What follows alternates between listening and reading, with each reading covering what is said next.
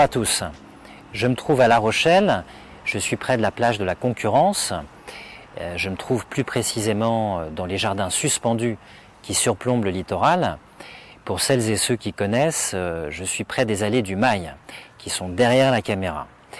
Je me trouve donc tout près du Casino, qui est un lieu d'exception, un lieu remarquable, puisque son restaurant et sa terrasse donnent sur l'océan. Alors j'ai l'habitude de me balader ici et j'ai souvent pensé à une phrase de Paul Valéry. C'est vrai que le littoral, quand il est éclairé par le soleil, resplendit, il est lumineux, et la phrase de Valéry parle d'une telle lumière, d'un tel sourire de l'univers.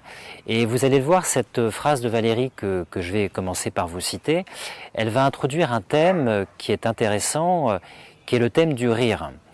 Mais la phrase de Valéry parle de ce thème du rire d'une façon tout à fait particulière et tout à fait remarquable, puisqu'il s'agit d'un rire universel, d'un rire cosmique, pourrait-on dire, c'est-à-dire d'un rire qui met en jeu la totalité du monde, la totalité des choses, ou la totalité de l'existence. Et ce que je vous propose dans cette pastille de philo, c'est d'explorer un peu ce thème du rire sous cet angle tout à fait particulier, qui est un rire qui peut paraître impersonnel, mais auquel nous pouvons participer, qui est un rire qui porte sur l'univers, sur la totalité des choses, et qui est peut-être aussi un rire de l'univers sur lui-même ou sur nous. Peut-être que l'univers a une certaine dérision concernant l'être humain, c'est ce qu'on appelle peut-être l'ironie du sort. Et je vais citer plusieurs auteurs qui vont nous permettre d'explorer ce thème, des auteurs tirés de la philosophie, mais pas seulement, aussi des dramaturges. Alors quelle est cette phrase de Valéry? Elle est tirée de son poème La Jeune Parque. Alors le poème de La Jeune Parque, c'est un poème qui est apparu en 1917. C'est un poème qui vient clore une longue période de silence de Valéry de presque 20 ans, qui s'est inauguré par une crise existentielle que Valéry a vécue et qui a fait qu'il n'avait plus rédigé de poésie pendant presque 20 ans. Alors je ne vais pas rentrer dans les détails biographiques de la vie de Valéry, mais ce poème de La Jeune Parque, il est particulièrement célèbre. Et l'extrait auquel je veux faire référence est le suivant. Donc je cite Valéry, La Jeune Parque. Là, l'écume s'efforce à se faire visible, et là titubera sur la barque sensible, à chaque épaule d'onde, un pêcheur éternel. Tout va donc accomplir son acte solennel, de toujours reparaître incomparable et chaste, et de restituer la tombe enthousiaste au gracieux état du rire universel. Je recite juste la fin de l'extrait, d'ailleurs j'espère que vous m'entendez bien, parce que on est un dimanche soir et près de la Concurrence dans les jardins, il y a forcément des gens qui pique-niquent, qui mettent de la musique ou qui passent en vélo. Voilà, c'est vivant, c'est pas hiératique. Alors je vous recite la fin de l'extrait de Valéry. Je passe sur là l'écume s'efforce à se faire visible. Tout va donc accomplir son acte solennel de toujours reparaître incomparable et chaste, et de restituer la tombe enthousiaste au gracieux état du rire universel. Alors c'est une phrase étrange et très belle en même temps. Elle est étrange, pourquoi? Parce qu'elle prend à contre-pied notre vision de la mort ou le sentiment que la mort éveille en nous d'habitude. Nous avons tendance à penser la mort par opposition à la vie, d'une façon, on pourrait dire, dichotomique, par exclusion de la vie. La vie, on la définit très souvent comme l'ensemble des forces qui résistent à la mort, ou qui excluent la mort. Ou en tout cas, on la définit comme le temps qui précède la mort. Ce que nous dit Valéry dans cette intuition profonde de sa poésie, c'est que la mort et la vie, en réalité, sont deux faces, sont deux facettes d'un même processus ou d'un même état. Les choses se transforment, elles se transmuent, on peut dire qu'il y a même une transmutation de l'ensemble des choses au sein de l'univers. Nous allons disparaître, une partie de nous en tout cas va disparaître, la partie, si on croit à l'existence de l'âme, il y a quelque chose de nous qui va subsister bien sûr, mais La partie matérielle, la partie corporelle qui nous constitue va disparaître au sens où elle va se dissoudre, elle va se décomposer, se démembrer, si l'on peut dire. Mais Valérie nous le dit, cette dissolution est une transformation qui est le ferment d'une nouvelle naissance et qui est en fait une régénération. Tout va donc accomplir son acte solennel de toujours reparaître. Il y a un toujours qui est la réapparition de formes nouvelles. Et cette réapparition, elle est comme immaculée. Il parle de chasteté.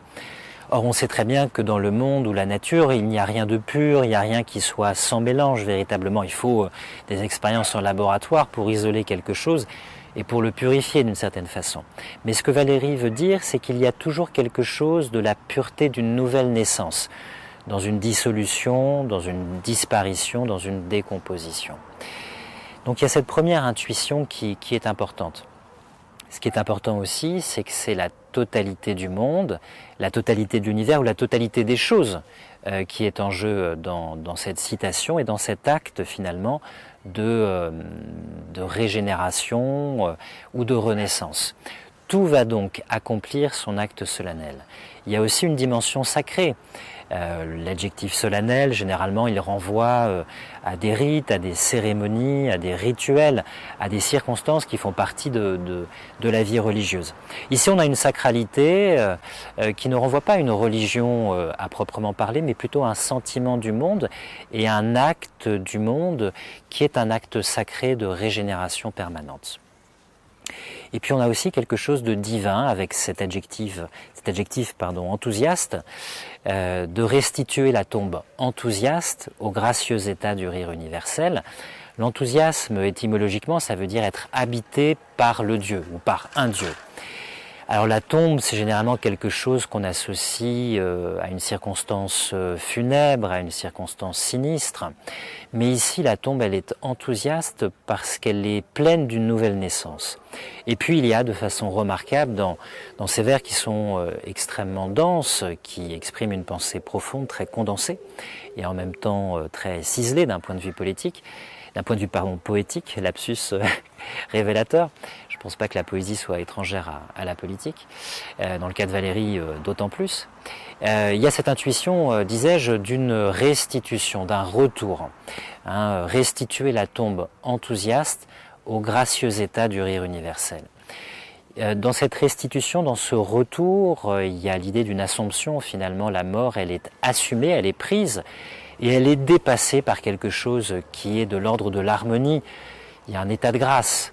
Dans ce rire universel, on peut y voir une forme de joie du monde, une forme d'exultation, une forme d'exaltation peut-être, voire une hilarité du monde qui rit et qui sourit et qui vit cet état de grâce permanent de se renouveler à l'intérieur de lui-même. Donc voilà, très belle citation de Valérie, je trouve.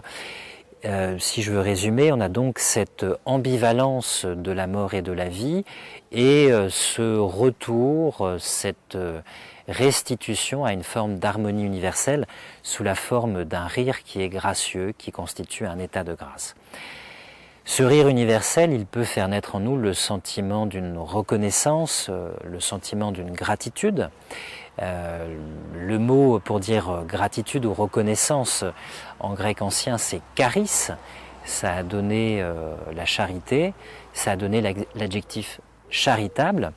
Et cette idée à la fois d'harmonie, de restitution, de retour et de reconnaissance, on la trouve dans un courant philosophique très célèbre de l'Antiquité. Donc je passe à un autre auteur qui n'était pas poète mais philosophe cette fois-ci. Je pense à Épictète et au courant du stoïcisme. Alors le stoïcisme, c'est un vaste courant philosophique, il n'inclut pas que Épictète, mais Épictète est un personnage emblématique. Alors Épictète, si je résume, il était originaire de Grèce, c'était un grec, il avait été acheté, vendu comme esclave. Le terme d'ailleurs épictétos, ça veut dire homme acheté, homme qui a été vendu en tant qu'esclave. Il vivait dans la Rome antique, il avait été transféré à Rome, il avait suivi des cours ou des leçons de stoïcisme, et il avait été affranchi, et cet ancien esclave enseignait la liberté, c'est pas le moindre des paradoxes. Et autre paradoxe, alors il a vécu entre 50 après Jésus-Christ et 125 ou 130 après Jésus-Christ. Et autre paradoxe, c'est que son enseignement a influencé un autre auteur de la philosophie, mais qui avait des charges politiques très importantes, puisque c'était l'empereur de l'Empire romain, à savoir Marc Aurèle. Et Marc Aurèle donc est un empereur qui, de façon assez incroyable, a été influencé pour penser la liberté par un ancien esclave, qui était Épictète. Alors Épictète, il n'a pas écrit, mais l'un de ses disciples, qui s'appelait Arien, a transcrit ses cours, on peut dire que ce sont des notes de cours, et parmi ces notes de cours, il y a un ouvrage qui s'appelle le Manuel d'Épictète. Et quelle est la vision d'Épictète finalement, et que nous dit-il d'intéressant du point de vue que nous abordons maintenant, qui est cette question de la restitution, du retour, de la reprise d'une chose dans une harmonie universelle. La vision d'Épictète, c'est qu'il y a des choses qui sont libres, il y a des choses qui ne sont pas libres. Les choses qui sont libres sont les choses qui dépendent de nous, les choses qui ne sont pas libres, ce sont les choses qui ne dépendent pas de nous. Parce que nous n'avons pas de pouvoir absolu sur elles, nous n'en avons pas la maîtrise. Les choses qui sont libres, finalement, elles sont assez restreintes en nombre. Il y a le jugement sur les choses, sur nos représentations du monde et de la réalité. Il y a notre désir et notre aversion pour les choses, qui eux-mêmes dépendent de notre jugement. Si on juge une chose bonne, on va avoir tendance à la désirer, et donc à la faire ou à la vouloir. Et si on juge une chose mauvaise, on a tendance à développer plutôt un rejet ou une aversion envers cette chose. Donc les choses qui sont libres, c'est notre jugement sur les choses, c'est notre désir ou notre aversion, et puis c'est notre tendance à l'action, notre tendance à agir. L'action elle-même ne dépend pas entièrement de nous. Un ensemble de facteurs pèsent sur nos actions qui ne sont pas entièrement de l'ordre de notre maîtrise. Autre pensée importante, ou autre axe important de la pensée d'Épictète, le monde est gouverné par une vaste harmonie qui est celle d'une raison universelle. Alors la vision du monde des stoïciens, elle est assez fascinante. L'univers pour eux est fait d'une contraction et d'une expansion successives dans l'infinité du temps. Il y a une répétition infinie d'une certaine façon des événements dans l'infinité du temps, parce que l'univers se déploie, il se rétracte et puis il se déploie de nouveau pour faire en sorte que les mêmes événements qui se sont précédemment passés adviennent de nouveau. Et que nous dit Épictète, mais finalement il y a une raison universelle qui gouverne la totalité des choses, et cette raison universelle c'est une forme de providence générale du monde et de l'univers qui assure que l'univers, il y a un chien qui est très présent, j'espère que vous arrivez à m'entendre, et cette raison universelle, cette harmonie, elle fait en sorte que tout est juste à l'échelle cosmique. Mais évidemment, à notre propre échelle, à notre échelle individuelle, nous qui ne sommes qu'une partie de l'univers, ou nous qui sommes dans une position, dans un point local de l'univers, nous pouvons souffrir. Et nous pouvons avoir l'impression parfois que l'univers est injuste, parce qu'il nous fait souffrir. Mais Épictète le dit, et Marc Aurèle, qui est l'héritier d'Épictète, le dit très bien dans son livre « Pensée pour moi-même », le plaisir et la douleur ne sont pas le juste et l'injuste. Ce qui est juste et injuste, c'est ce qu'on appelle la bienveillance ou la malveillance, ou le fait de donner, d'accorder des biens de façon imméritée, disproportionnée par rapport à un mérite. Ça veut dire quoi? Ça veut dire que le monde est gouverné par une vaste harmonie, que nous sommes un point particulier de l'univers, et que dans un monde qui pourtant est harmonieux, nous pouvons souffrir, et nous n'avons pas à entretenir pour cela de ressentiment envers la totalité de l'univers ou le monde, ni envers les dieux ou envers le Dieu qui gouverne la totalité de l'univers. Alors, plus facile à dire qu'à faire, évidemment. Mais ce que nous dit Épictète et ce que nous répète Marc Aurèle dans son livre, c'est que ce qui distingue le sage, ce n'est pas la raison. Il y a des hommes qui raisonnent, qui ont une vie rationnelle, qui se comportent de façon rationnelle. Ce n'est pas non plus la sensation. Tout le monde a des sensations, des sentiments, des émotions. Ce qui caractérise le sage, c'est l'amour. C'est un sentiment tout à fait particulier, mais c'est un amour qui vient d'un discernement de l'intelligence, d'une analyse de la réalité, d'un jugement droit et sagace sur la valeur des choses. Et c'est le fait d'aimer les choses telles qu'elles sont, de les accepter. On pourrait dire que la véritable liberté pour Épictète, c'est de consentir aux événements, c'est de consentir à l'ordre des choses. Pourquoi? Eh bien parce que si je ne consens pas aux événements, si tragiques soient-ils, je vais les vivre comme une oppression, comme une frustration. Ils vont nourrir en moi des choses qui vont m'asservir. Ils vont nourrir de la colère, de la jalousie, du ressentiment, sentiment d'aigreur, de jalousie, d'envie peut-être, etc. Et donc je serai l'esclave de mes passions et je serai dans une réduction de ma puissance de vivre. Donc ce que nous dit Épictète, c'est que le sage se caractérise par l'amour, parce qu'il comprend l'harmonie universelle. Cet amour nourrit en lui un sentiment de gratitude, même dans l'adversité la plus dure, même dans les moments qu'on peut qualifier comme étant les plus tragiques de l'existence. Et cet amour qualifie véritablement la vie du sage, qui est cette forme de reconnaissance envers le monde dont il perçoit ou dont il connaît, ou dont il est persuadé, dirions-nous, de l'harmonie. Alors il y a un passage tout à fait emblématique d'Épictète auquel je pense, qui est un passage qui peut paraître choquant peut-être à beaucoup d'entre vous. C'est un passage où il dit, mais finalement quand on perd quelque chose ou quand quelque chose nous est volé, il faut arriver à changer de regard pour percevoir les choses en vérité, et non seulement pour percevoir les choses en vérité, mais aussi pour se libérer d'une certaine part de souffrance que pourrait nous causer cette adversité ou cet événement qui est contraire à nos souhaits. Et une partie de notre souffrance nous vient d'un certain jugement erroné sur les choses ou de notre façon de voir les choses. Que nous dit Épictète? Épictète nous dit on ne doit pas nommer, on ne doit pas appeler perte quelque chose qu'on égare ou quelque chose que l'on ne trouve plus, que l'on n'a plus. Et cela vaut pour les relations humaines. On peut perdre le contact avec quelqu'un, quelqu'un peut nous quitter. On peut vivre la plus dure des ruptures qui est le deuil, qui est la mort, qui est la disparition de quelqu'un. Mais Épictète nous dit il ne faut pas l'appeler perte. Et de même, si quelque chose nous est volé, alors évidemment c'est très très dur, c'est une voie de la sagesse peut-être qui est indéfinie.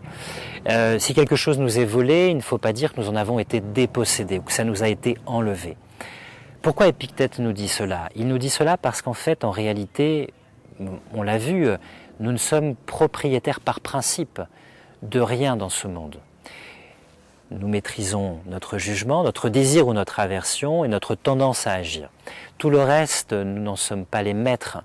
Et donc si nous pensons comme par principe les propriétaires et les propriétaires pérennes d'une chose, d'une relation, d'un objet, d'un prestige, quel qu'il soit, à la fois c'est faux, c'est contraire à la réalité des choses et cela nous expose à beaucoup de souffrances. Parce que nous n'avons pas mis notre façon de voir les choses en conformité avec la vérité du monde.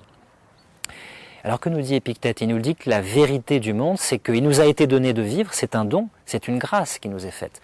On retrouve le caractère gracieux de l'univers qui a été abordé par Valérie. C'est un don que de vivre, il nous a été donné de vivre, il nous a été donné d'être libre, de cette liberté intérieure auquel pensent les stoïciens. Il nous a été donné de connaître quelqu'un, d'approfondir une relation, d'aimer ou d'être aimé. Il nous a été donné d'avoir quelque chose. Et tout d'un coup, ce don nous a été repris par l'univers ou par les dieux, par la providence cosmique. Et ce qui est donné est repris, et c'est une forme de restitution, dans une harmonie qui nous dépasse. Alors évidemment, c'est très difficile peut-être de se mettre en conformité avec cette exigence, mais c'est justement pourquoi la sagesse est une forme d'excellence qui requiert un exercice de l'esprit. Les stoïciens insistent beaucoup dessus, un exercice sur soi.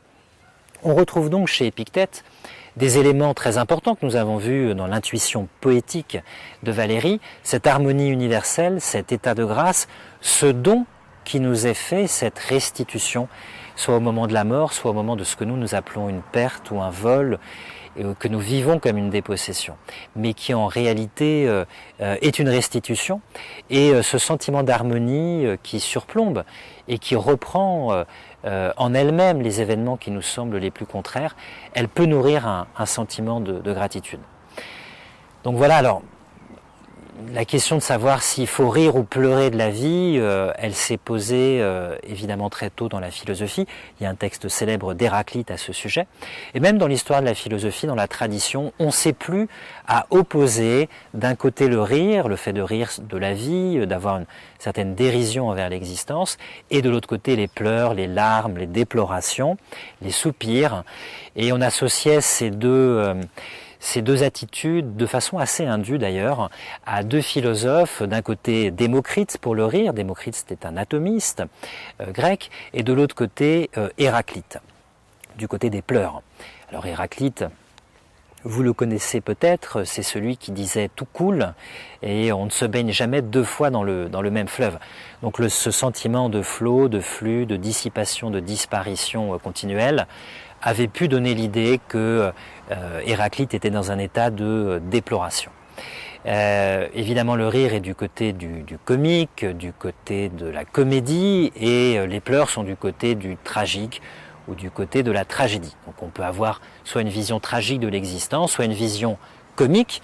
On peut aussi avoir une vision tragicomique qui associe le rire et les larmes, la déploration et la dérision. On a une expression célèbre qui formule cette vision ambivalente de l'existence. On la trouve dans le Barbier de Séville de Beaumarchais. C'est le personnage de Figaro qui dit cette phrase très célèbre. Je m'empresse de rire des choses, de peur d'être obligé d'en pleurer. Alors il dit ça dans un dialogue avec le comte Almaviva, qu'il rencontre à Séville, au service duquel il avait été, puis au service duquel il va de nouveau revenir. Et à un moment, il dit, Figaro dit, bravant les méchants, riant de ma misère, faisant la barbe à tout le monde, puisqu'il est barbier, c'est un jeu de mots. Vous me voyez enfin établi dans Séville, et prêt de nouveau à servir votre Excellence dans ce qui lui plaira de m'ordonner. Et là, le comte Almaviva se dit, c'est incroyable, cette philosophie de vie qu'il fait, qu'il prend presque à la dérision des choses qui sont vraiment de l'ordre de l'adversité. Et le comte Almaviva lui répond, qui t'a donné une philosophie aussi gaie? Et c'est là que Figaro lui répond, phrase incroyable, l'habitude du malheur. Et c'est là qu'il dit, je m'empresse de rire des choses, de peur d'être obligé d'en pleurer. Alors cette vision ambivalente de l'existence, ce rire et ces larmes, cette dérision et cette déploration, cette vision tragicomique, on la trouve exprimée de façon emblématique par un autre auteur, qui est un philosophe allemand, et qui en l'occurrence s'appelle Arthur Schopenhauer, notamment dans son livre le plus célèbre, Le monde comme volonté, comme représentation. Alors c'est un livre qui est apparu en 1819, et Schopenhauer, dans le livre 4, dans le paragraphe 58, dans un passage extrêmement célèbre, exprime sa vision tragicomique de l'existence. D'abord tragique, alors on a souvent dit que Schopenhauer était un pessimiste. Je ne sais pas si il aurait accepté ce qualificatif pour lui-même. En effet, Schopenhauer projetait d'écrire un art d'être heureux, ce qui n'est pas tout à fait le fait d'un pessimiste, ou ce qui n'est pas tout à fait le fait de quelqu'un qui a abandonné la possibilité d'être heureux. Toutefois, il faut le reconnaître, la vision de Schopenhauer et c'est tout à fait assumé par Schopenhauer, entièrement tragique. Elle est tragique pourquoi? Parce que Schopenhauer insiste beaucoup sur la souffrance, sur la mort, sur les injustices, sur la violence, sur la cruauté auxquelles sont exposés les êtres humains. Il insiste aussi sur le caractère frustrant de l'existence, qui oscille comme un pendule, c'est sa fameuse métaphore, qui oscille comme un pendule, de l'insatisfaction du désir, de la frustration du désir qui n'est pas assouvi, à l'ennui, c'est-à-dire ce sentiment de vide qui succède au plaisir qui a été satisfait. Évidemment, c'est une vision totalement tragique, et elle est d'autant plus tragique, et peut-être qu'elle est surtout tragique, parce que Schopenhauer a une vision du monde comme étant absurde, insensée. Ce qui donne un sens, la grille de lecture de Schopenhauer, la grille de lecture de la réalité, c'est, si je veux résumer à grands traits, c'est l'idée qu'il y a une grande force qui meut l'univers, qui est une force de vie. Or, cette force de vie, elle anime les êtres humains, elle n'anime pas que les êtres humains, elle anime tous les êtres de la nature, elle les transit, elle les épuise, elle les exténue. Mais cette force de vie, elle ne veut rien dire. Pourquoi? Parce que la vie, elle se veut elle-même. La vie veut se reproduire, elle nous pousse à la reproduction. Cette vie se veut elle-même, mais pourquoi se veut-elle? Elle est à elle-même son propre bien, et d'une certaine façon, les efforts, les sacrifices qui sont faits par cette force qui nous anime et qui cherche sa propre reproduction, tous ces efforts ne signifient rien, ou peuvent être qualifiés d'absurdes. Voilà pour le côté tragique de la vision que Schopenhauer a de l'existence, mais Schopenhauer ne s'arrête pas à cette vision tragique. En effet, il a aussi une forme de vision comique ou de dérision qui fait le caractère tragicomique de sa vision du monde. Je vous cite un extrait donc de ce livre 4, chapitre 58, qui est très célèbre. Cet extrait est le suivant. On dirait que la fatalité, j'ai un trou de mémoire, je ne sais plus si c'est vœu, je crois que c'est vœu. On dirait que la fatalité veut dans notre existence, compléter la torture par la dérision. Elle y met toutes les douleurs de la tragédie, mais pour ne pas nous laisser au moins la dignité du personnage tragique, elle nous réduit dans les détails de la vie au rôle du bouffon. Évidemment, c'est une formulation dure, âpre, particulièrement cruelle. Que veut dire Schopenhauer? Schopenhauer veut dire que la vie est tragique, mais nous n'avons pas la grandeur des héros tragiques, nous n'avons pas leur dignité, nous n'avons pas leur épaisseur, nous n'avons pas leur héroïsme. C'est vrai que les héros tragiques sont magnifiés par les auteurs de tragédie, par l'adversité à laquelle ils font face. Et donc nous vivons quelque chose de tragique, notre existence est bien tragique, mais nous-mêmes, nous n'avons pas la dimension des héros tragiques. Et donc, d'une certaine façon, si on nous regarde par le trou de la lorgnette, on a tous une part de médiocrité, on a tous une part de mesquinerie, on peut tous être considérés comme un petit personnage. On a tous quelque chose de dérisoire, on a tous quelque chose de grotesque. C'est pour ça que Schopenhauer a cette vision tragicomique de la vie humaine, de l'existence. Évidemment, c'est une vision particulièrement cruelle. Schopenhauer considérait que la vérité de l'existence avait été dite dans les tragédies grecques ou dans les tragédies modernes, celles de Goethe, celles de Shakespeare. Et donc, pour terminer, pour illustrer cette vision tragicomique de l'existence, il y a des personnes qui rient derrière, j'espère que c'est tout à fait en adéquation avec le thème de cette pastille de philo. Ils ne sont pas dans le tragique et ils ont bien raison, ils profitent de leur pique-nique. Je vais terminer par un auteur qui permet d'illustrer ce caractère tragicomique de l'existence. C'est un auteur qui est tout à fait en adéquation avec la vision de Schopenhauer, ou en tout cas qui fait écho à cette vision ambivalente de l'existence. Cet auteur, c'est Shakespeare. Et je fais référence à deux pièces. La première, c'est Peine d'amour perdue. Alors, Peine d'amour perdue, c'est une pièce, en anglais, c'est Love's Labours Lost. Elle a été montée au milieu des années 1590, c'est le théâtre élisabétain, et elle a paru en 1598, si mes souvenirs sont bons. Cette pièce, elle met aux prises notamment Rosaline et un autre personnage masculin qui s'appelle Byron. Parfois, on lui donne dans la pièce le nom de Byron. Et Byron, c'est un esprit espiègle, satirique, moqueur. Il a ce qu'on appelle en anglais une stinging tongue. Il est un peu venimeux, il se moque des personnes et des choses. Il est donc dans cette dérision, dans ce comique presque un peu farcesque de l'existence. Rosaline ne l'entend pas de cette oreille. Et elle sait qu'il s'intéresse à elle, et elle-même n'est pas indifférente à son charme, mais elle veut le réformer, elle va le soumettre à une épreuve. On dirait même une ordalie. Vous savez, l'ordalie, c'était une épreuve de Dieu, à laquelle on avait recours au Moyen-Âge, ou qu'on utilisait au Moyen-Âge. Ça consistait à exposer quelqu'un à une adversité, ça pouvait être un duel, un combat, une épreuve du feu, ou une autre épreuve, et on considérait que si la personne sortait vainqueur du duel, du combat, ou par miracle sortait indemne du feu, ça voulait dire que cette personne était dans le vrai, qu'elle était dans le juste, que Dieu était de son côté. Alors quel est l'ordalie que Rosaline impose à Beroun, à la fois pour le châtier de son espièglerie, de sa dérision moqueuse, et aussi pour voir s'il est digne d'elle, digne qu'elle se donne à lui. Cette ordalie est la suivante, elle lui demande d'aller, dans l'espace des 12 mois qui vont s'écouler à partir des paroles qu'elle prononce, tous les jours, visiter les personnes qui sont dans les hospices, dans les mouroirs, qui sont sur le point de mourir, et elle lui demande de réussir à faire rire quelqu'un qui est au point d'expirer. Ça veut dire quoi? Ça veut dire qu'elle lui demande de transformer le dernier râle d'un soupirant, quelqu'un qui agonise, quelqu'un qui est au moment de mourir, quelqu'un qui est donc dans une souffrance très grande.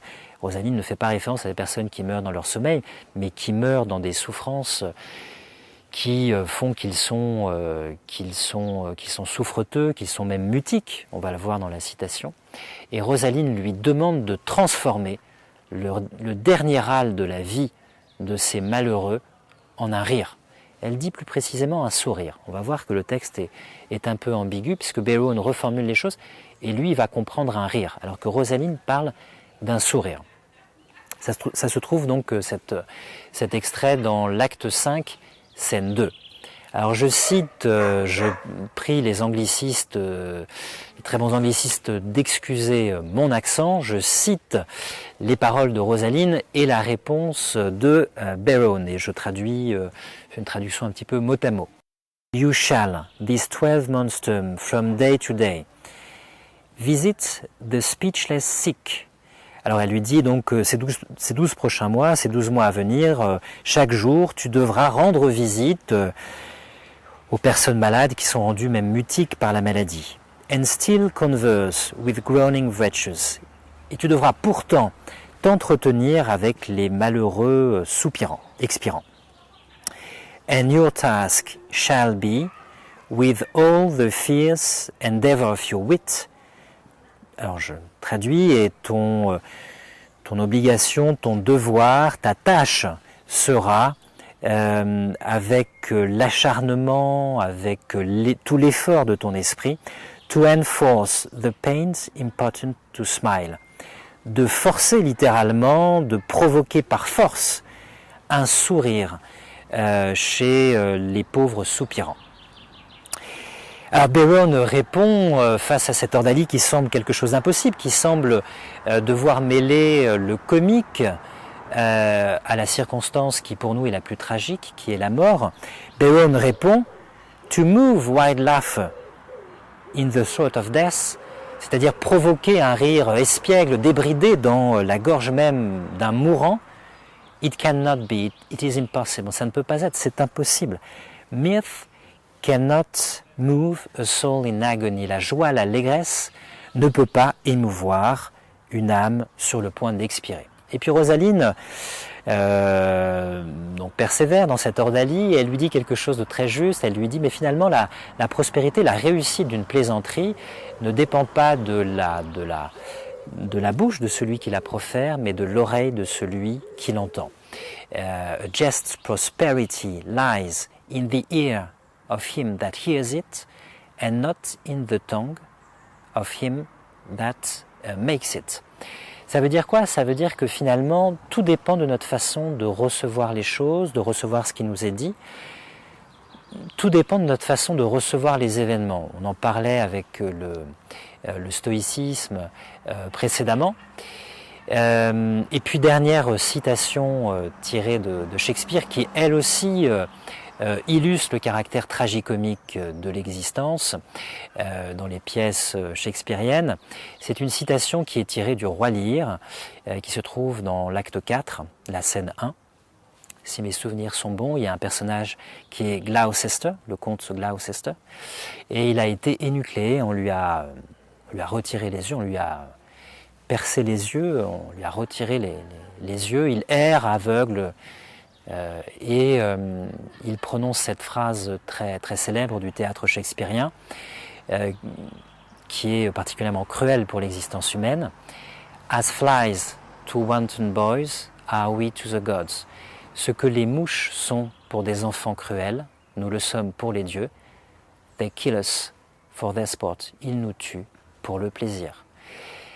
Ça veut dire quoi? Ça veut dire que la vie humaine, dans toute sa fatalité, dans toutes ses souffrances, ses douleurs, son adversité, regardée de l'extérieur, par un regard qui est celui des dieux, ou qui est celui de Dieu, cette existence peut être prise à la dérision, peut être même moquée, là c'est vraiment la version cruelle, ou peut d'une certaine façon provoquer un sourire. Voilà, je vous remercie. Si je veux résumer un peu les choses, on est parti de cette intuition poétique de Valérie sur cette harmonie universelle qui est le lieu d'une restitution, d'un retour des choses, d'un état de grâce permanent de l'univers, où la mort et la vie ne sont que les deux facettes d'un même état ou d'un même processus, et où la disparition, la dissipation ou la dispersion d'une chose, sa dissolution, est le ferment d'une régénération permanente, d'une nouvelle naissance. C'est une vision radieuse de l'existence. On est passé par le stoïcisme qui lui aussi insiste sur cette harmonie du monde, sur le fait que nous restituons quelque chose à l'univers, même quand nous perdons quelque chose, et sur le fait que, ayant toujours à l'esprit l'harmonie du monde, le sage nourrit et cultive son amour de la réalité, sa reconnaissance, sa gratitude envers l'univers, sa capacité peut-être à sourire face à l'adversité. Et puis on est passé à une vision plus ambivalente de l'existence humaine, avec Schopenhauer, une vision tragicomique, qu'on a illustrée de façon emblématique par deux citations tirées des pièces de Shakespeare. Alors je ne sais pas si vous êtes plutôt dans une vision comique, ou en tout cas dans un rire face à l'existence, ou plutôt dans une forme de déploration. J'espère que vous arrivez à sourire à la vie, et j'espère que la vie vous sourit, et peut-être faut-il sourire à la vie pour que celle-ci nous sourit. Je vous remercie de votre attention, et je vous dis à bientôt.